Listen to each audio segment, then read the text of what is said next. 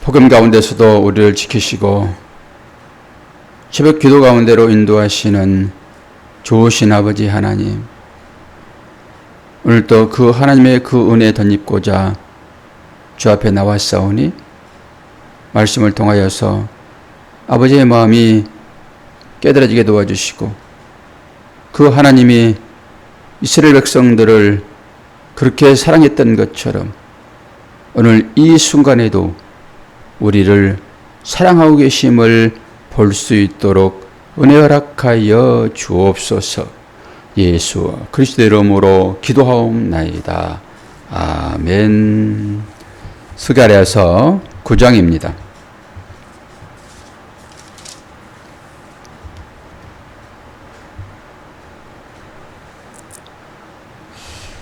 네, 9절부터 17절까지 읽겠습니다. 앞에 부분 좀 띕니다. 9절부터 마지막 절까지. 스가랴서 9장 9절에서 17절. 시온에 따라 크게 기뻐할지어다. 예루살렘에 따라 즐거이 부를지어다. 보라, 내 왕이 내게 임하시나니 그는 공의로우시며 구원을 베푸시며 겸손한 자여서 나귀를 타시나니 나귀의 작은 것 곧 새끼 나귀니라. 내가 에브라임의 병거와 예루살렘의 말을 끊겠고 전쟁하는 활도 끊으리니 그가 이방 사람에게 화평을 전할 것이요 그의 통치는 바다에서 바다까지 이르고 유브라데 강에서 땅끝까지 이르리라. 또 너로 말할진대 내 언약의 피로 말미암아 내가 내 갇힌 자들을 물 없는 구덩이에서 놓았나니 갇혀 있으나 소망을 품은 자들아 너희는 요새로 돌아올지니라. 내가 오늘도 이르노라. 내가 내게 갑절이나 갚을 것이라. 내가 유다를 당긴 활로 삼고 에브라임을 끼운 화살로 삼았으니 시온아 내가 내 자식들을 일으켜 헬라 자식들을 치게 하며 너를 용사의 칼과 같게 하리라. 여호와께서 그들 위에 나타나서 그들의 화살을 번개같이 쏘아내실 것이며 또 주 여호와께서 나팔을 불게 하시며 남방 혀리 바람을 타고 가실 것이라. 만군의 여호와께서 그들을 호위하시리니 그들이 원수를 삼키며 물맷돌을 밟을 것이며 그들이 피를 마시고 즐거이 부르기를 술 찬 것 같이 할 것인즉 피가 가득한 동이와도 같고 피 묻은 제단 모퉁이와도 같을 것이라. 이날에 그들의 하나님 여호와께서 그들을 자기 백성의 양떼같이 구원하시리니 그들의 왕관의 보석같이 여호와의 땅에 빛나리로다. 그의 형통함과 그의 아름다움이 어찌 그리 큰지 곡식은 청년을 새 포도주는 처녀를 강건하게 하리라. 아멘.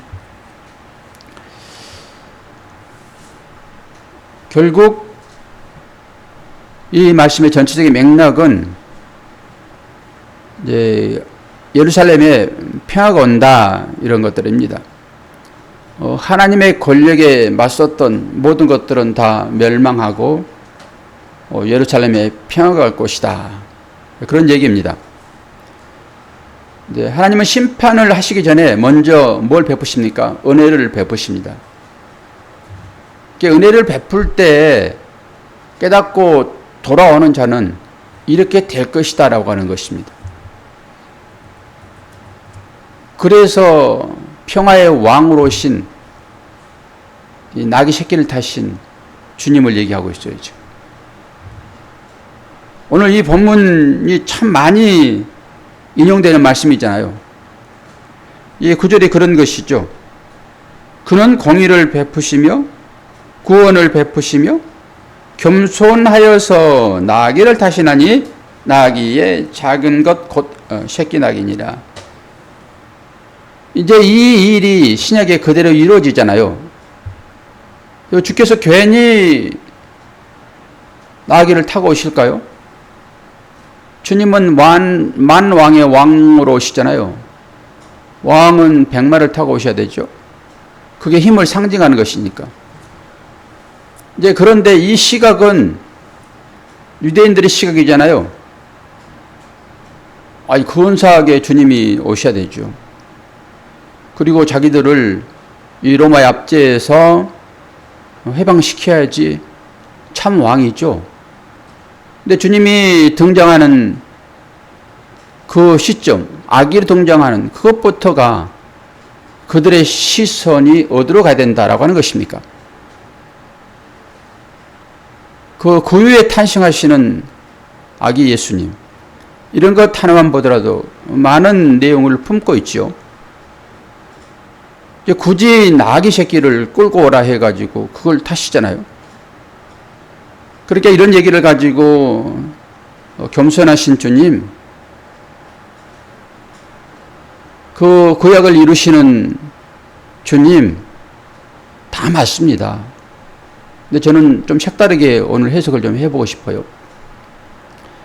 이제 구약의 말씀을 이루시는 주님, 절대적으로 주님 스스로 어떤 권력을 동원하여 주님은 일하지 않으셨습니다. 모든 것들을 말씀에 근거하여 하나님의 말씀을 이루는 것으로 주님은 사역을 감당했다고요. 그러니 당연히 우리들도 똑같이 주님처럼 말씀에 순종하는 것으로 이 세상을 살면 되는 것입니다. 뭐 다를 거 없습니다. 하나님의 뜻에 순종하며 사는 거예요. 하나님의 뜻은 무엇입니까? 결국 사랑이라니까요. 그 사랑. 그 사랑이 이루어내면 되는 것이죠. 오늘은 그래서 초점을 낙이 맞출 거예요. 그리고 이것이 곧 주님과 하나 되는 그런 관계이니까 다른 부분은 슬쩍슬쩍 그냥 건들고 지나가는 것이고, 나귀를 타신다. 그분이 평화의 왕으로 오신다라고 하는 거잖아요. 근데 요한복음 12장 공관복음이 다 나와 있죠. 12장 14절 15절 보면은 너희 왕이 나귀 새끼를 타고 오신 것 같다라고 얘기를 합니다. 그러니까 이 얘기들이 이 구약의 이 말씀을 그대로 이루는 것으로 주님은 나귀를 타고 오신다고요.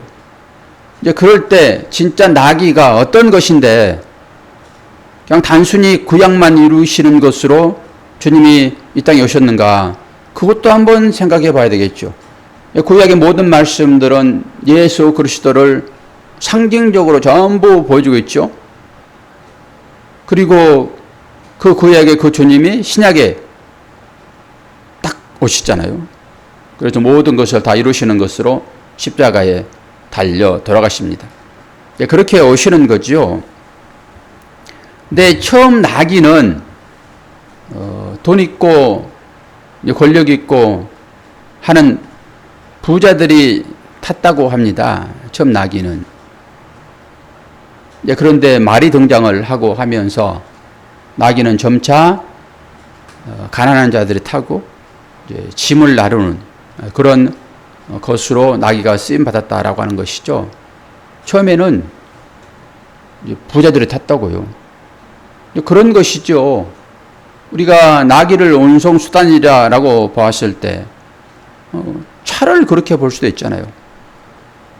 처음에 차 나올 때는 그 차들이 그 시발택시, 그 여기 아니라 시발택시였었어요. 우리 가봤잖아요. 시발택시. 그게 다 부자들이 타던 차 아닙니까? 근데 지금으로 보면은 이제 그게 이제 티코, 작은 차. 그걸 이제 권력 있고 부자들이 그거 타나요? 안 타지. 부자들은 다른 수단을 이제 타지요. 그 마찬가지로 처음에는 나귀를 그렇게 탔다고요. 그러니까 단순히 나귀는 그냥 약한 것이다. 이렇게만 보지 말자라고 하는 것입니다. 나귀를 탔다고 하는 이 스갈에서 이 말씀이 곧 평화의 왕으로 오시는 그분이 타고 올 도구다. 이렇게 성경이 기록하고 있고, 주님은 실제적으로 시장에 와가지고 이 말씀을 지금 이루시잖아요. 그러니까 이 나귀는 이 사실 전쟁할 때 이게 도구로 쓰여지는 적당한 건 아니죠. 이 느리기도 하고, 이 나귀가 사람 말에 순종도 하지 않고, 저는 이제 여기에 초점을 맞추고 설교를 할 거예요. 나귀는 이 고집쟁이고요.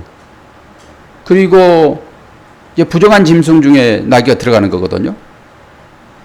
나귀가 굽도 갈라지지 않았고, 되새김도 하지 않고, 제가 그 측면을 오늘 볼 거예요. 아주 똥꼬집이에요, 낙이. 이제 그런 측면에서의 낙이, 그 낙이는 주님과 하나 돼서 주님이 지금 타고 입장을 하시죠.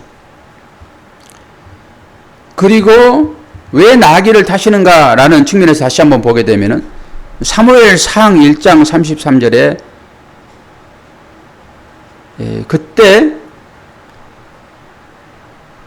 이제 솔로몬이 왕이 되는 그 장면이 여기 나오거든요. 왕상, 열왕기상 1장 33절.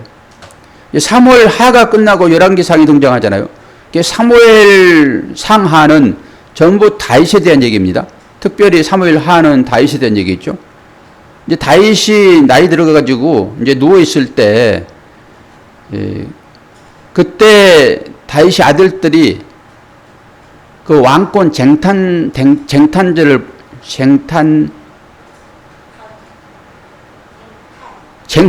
부릅니다. 발음도 잘 안 되네.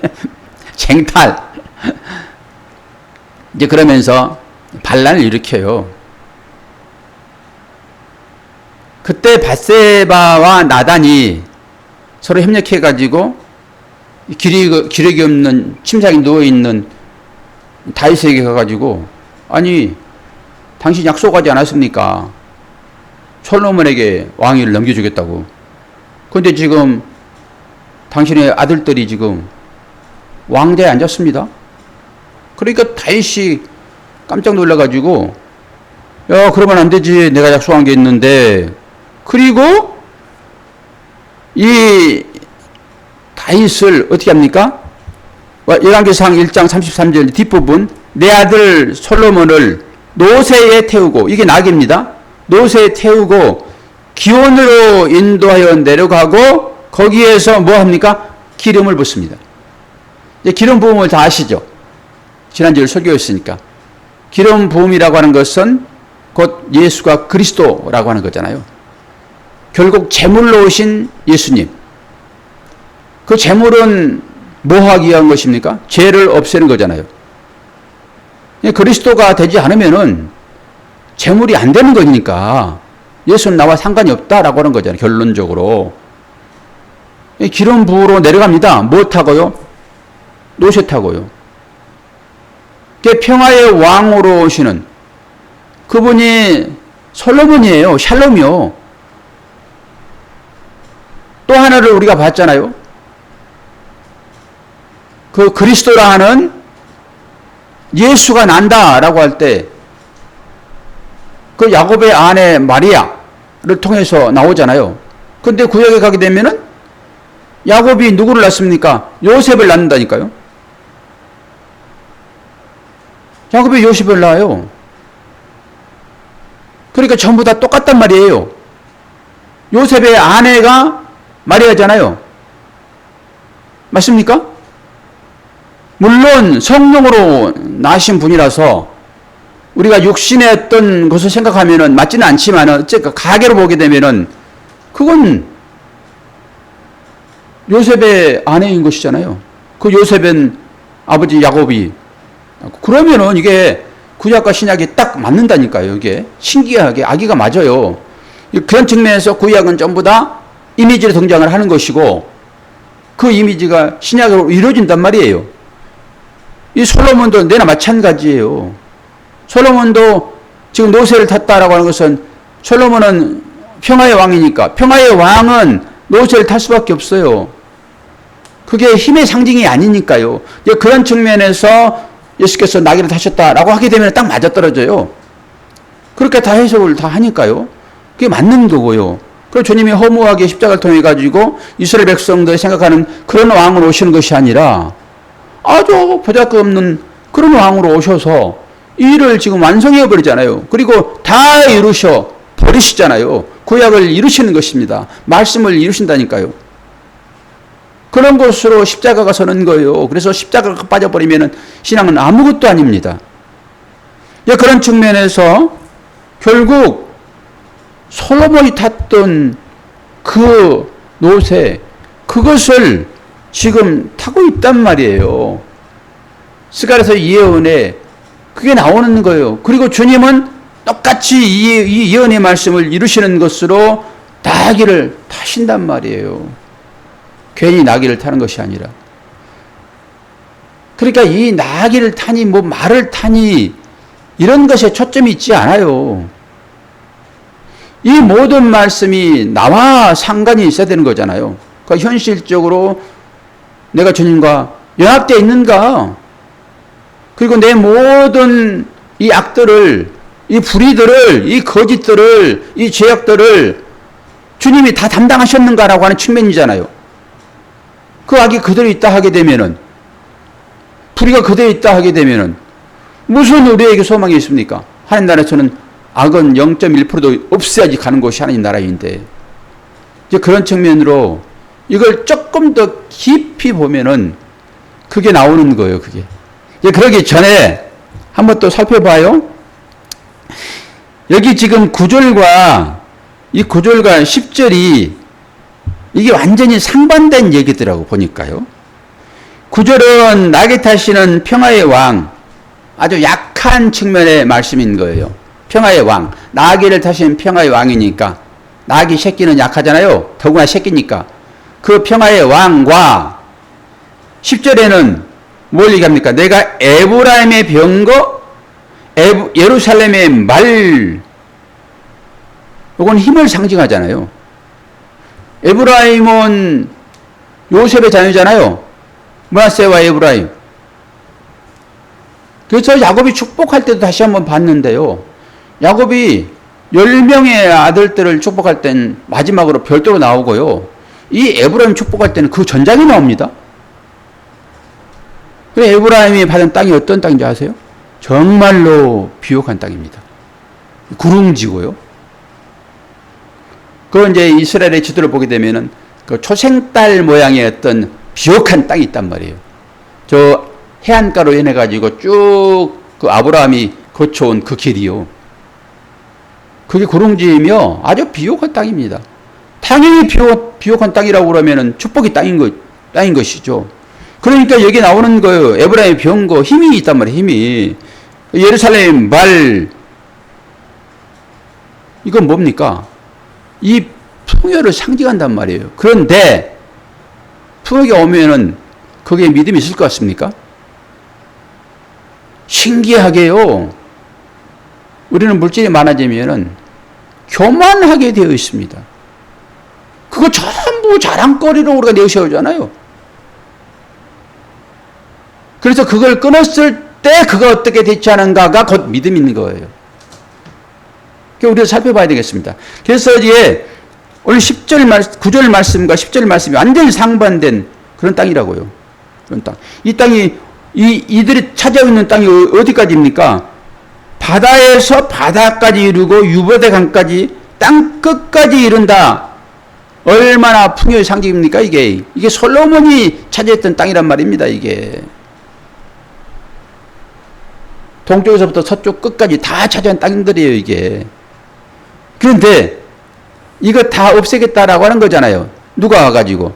힘 있는 말 타고 오신 어떤 왕이 아니라 나귀도 새끼 타고 온 그분이 이거 전부 다 정리하겠다라고 하는 거예요. 모든 힘들을 다 정리하겠다라고 하는 것이죠.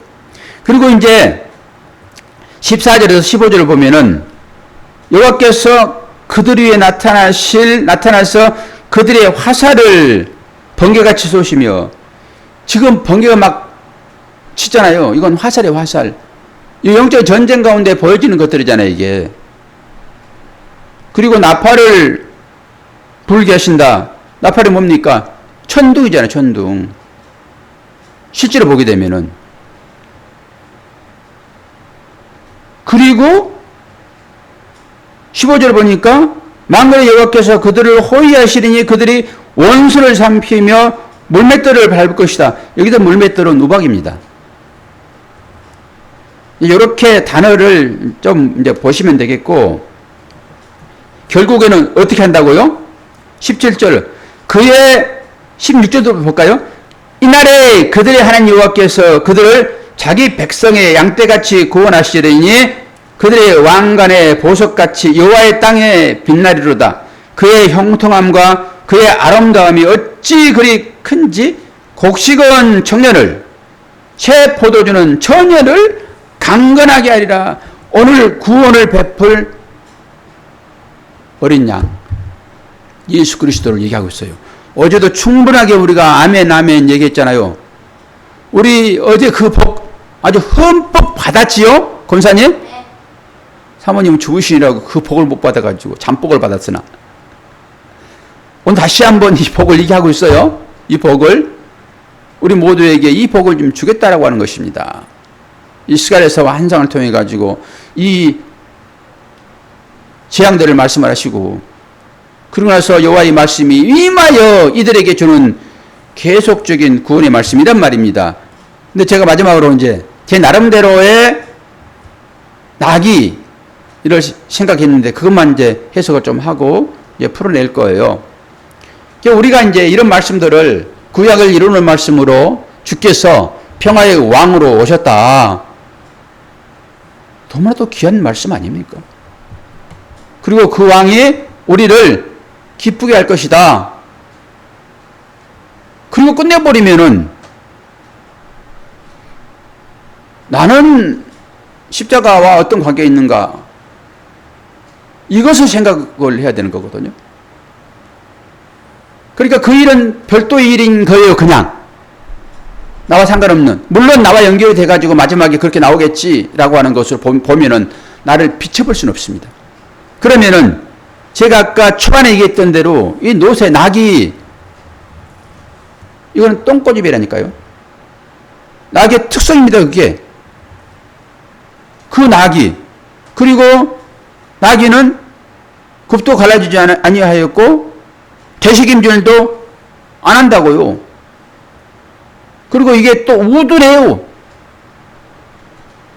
완고함도 있지만은 우둔하단 말입니다.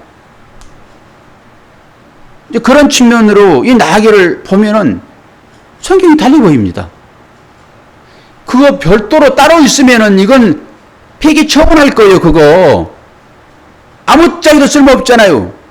완고하고, 우둔하고, 지갈 길로만 가고, 그리고 하나님의 제단에 올라갈 수도 없는 한 가지만 있어도 못 올라가는데, 굽도 안 갈라졌지? 퇴색임질도 안 하지. 아무짝에 쓸모없는 것입니다.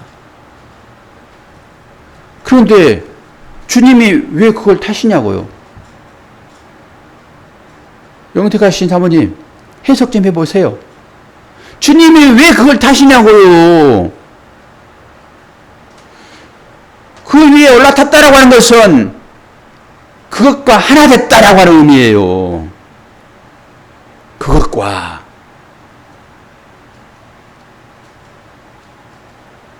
그러면 훨씬 더 성경을 보는 눈이 깊어지는 거예요. 그냥 별도로 놔놓고, 주님이 평화의 왕으로 그 백마 타고 오시는 것이 아니라 낙이 타고, 아이고 미망스럽게 주님 오시네. 그리고 구약을 이루셨구나. 그러면은 그것은 따로 있는 거예요. 따로. 나는 여기 있고 당신은 저기 있습니다. 근데 우리는 다 신약으로 넘어와가지고 그분이 내 안에 들어와 계시잖아요. 내 안에 기름 부음이 좀 있는 것이고. 그렇게 되면 그 시각을 가지고 여러분이 이 말씀을 보시게 되면은 주님이 완고하고 우둔하고 하나님께 전혀 쓸모없는 제사장에 올라가지도 못하는 나 같은 자와 하나 되었구나. 그건 뭐예요? 나의 모든 것을 끌어당기는 이 안수요. 나의 모든 것을 끌어당겨서 십자가라고 가지고 가시는, 십자가 지기 위해 예루살렘에 올라가시는 그 주님이 나귀를 타고 예루살렘에 입성하는 것 아닙니까? 그런 측면으로 보게 되면은 그래서 제자들이 옷을 벗어서 나귀에 올려놓는 거예요. 나귀 등 위에. 나귀 옷을 입는 거 아닙니까? 제자의 옷을. 그리고 그 위에 또 주님이 앉으시는 거고 전부 다 혼연일체 하나 되는 거예요. 그게 그 영적인 의미를 보게 되면은 그들은 어떤 의미로 그렇게 했는지는 알 수 없으나 저런 해석이 그렇게 된단 말입니다. 그렇게. 그래서 그게 나와 연결이 딱 되는 거예요. 그게. 그래서 참 신랑이신 주님, 신부인 나 교회, 그들과 하나 되는 이 모자이크 이론이 그게 또 나오는 것이고요. 예수 그리스도를 머리로 교회는 그의 지체로 주님과 한 나라에서 연합하여 살아가는, 그래서 교회의 지체들은 다 우리의 형제다라고 하는 이 의미가 거기에 또 통하는 것이고요. 그런데 이걸 뿔뿔이 다 갈격이 난도질해가지고 너는 너고 나는 나야. 주님은 거기 나긋하여 가시네요. 아이고 겸손하신 주님 축하합니다. 그리고 나는 여기에 있어요. 그게 무슨 의미가 있습니까 여러분? 신앙생활이. 주님과 내가 결국 한 몸을 이루는 그 신방을 꾸미는 것으로 그렇게 창세기에 아담과 하와가 결혼하는 그 의미를 가지고 성경은 계속 지금 끌고 온단 말입니다. 결국 너와 나는 하나야라고 하는, 그래서 성전으로 만드시고 그 성전 안에 주의 말씀으로 임하시는 거 우리 안에. 전부 이런 얘기가 아니고 무슨 얘기냐고요. 엉뚱한 얘기, 사회적인 얘기, 그런 일상적인 얘기로 성경 말씀을 볼 거예요. 소설책 보듯이. 이게 전부 나와 한 몸을 이루고자 하시는 그 하나님의 말씀이 여기에 그렇게 이미지로 다 담겨 있는데 이것을 그냥 애들이 그냥 동화책 읽듯이 읽어버리고 어떤 경우에는 아주 긴장을 하고 어떤 경우에는 복이 쏟아지니까 너무 좋고 고난에 처한 그 주님을 살펴보면서 나는 여기서 그냥 슬쩍 울고 있고 이게 뭐냐고 이게. 저는 아침 말씀이 이렇게 익혀지더라고요. 이 말씀을 드리기 위하여 제가 여러 다른 얘기도 지금 다 하는 거예요. 결국은 어떻게 한다고요? 주님과 나는 한 몸을 이루었다. 그 말씀이 내 안에 있으므로 그 말씀이 나를 인도할 때 나는 그 말씀에 순종하는 것입니다. 여러분 어떻게 순종하는 거예요? 내 안에 말씀이 들어오셔가지고 그 양심으로는 어떤 것으로든지 하나님의 겸손하심과 하나님의 온유하심, 하나님의 사랑이 나를 통해서 나타날 때 이게 말씀에 순종하는 거 아닙니까? 무슨 말씀으로 여러분 순종하실 것입니까? 행위로 나타나지 않는 신앙생활 전부 껍데기예요. 이 껍데기는 물러가라 그러는. 여러분이 알곡 되신 것을 여러분 아시고 알곡의 삶을 작은 것에서부터 실천하십시오. 작은 것에서부터 내 가정에서 내 직장에서 더 넓혀서 이웃으로 그렇게 확장되어질 때 하나님의 나라가 건설되는 거예요. 자, 오늘도 이 말씀 의지하여 나귀 타고 오신 그 주님, 겸손의 왕으로 오신 그 주님처럼 여러분도 삶 가운데서 이 삶을 드러낼 때 내 아들아, 내 딸아, 네가 드리는 제사는 순종이로구나 라고 얘기를 하는 것입니다. 그 안에 있기를 축원합니다. 기도하겠습니다. 좋으신 아버지 하나님, 아버지의 사랑과 은혜를 감사합니다. 우둔하고 완고하고 주님 받으실 만한 것이 한 개도 없는 우리들 받으시어서 너는 내 아들이다, 내 상속자다 말씀하여 주시니 어찌 큰 은혜입니까? 그 은혜 받은 자 오늘 또 세상을 이기게 하시고 우리 눈에 보이는 이 모든 것들을 사랑의 대상으로 보게 하여 주시어 받은 그 사랑 흘려보내는 우리가 될 수 있도록 은혜 허락하여 주옵소서. 날씨가 많이 덥습니다. 우리가 경험하지 못한 일들을 경험합니다. 일상이 되었습니다. 너무 힘들어하지 말게 도와주시고 이 모든 것들을 다 이겨내는 담대한 용사들 될 수 있도록 도와주시옵소서. 예수 그리스도 이름으로 기도하옵나이다. 아멘.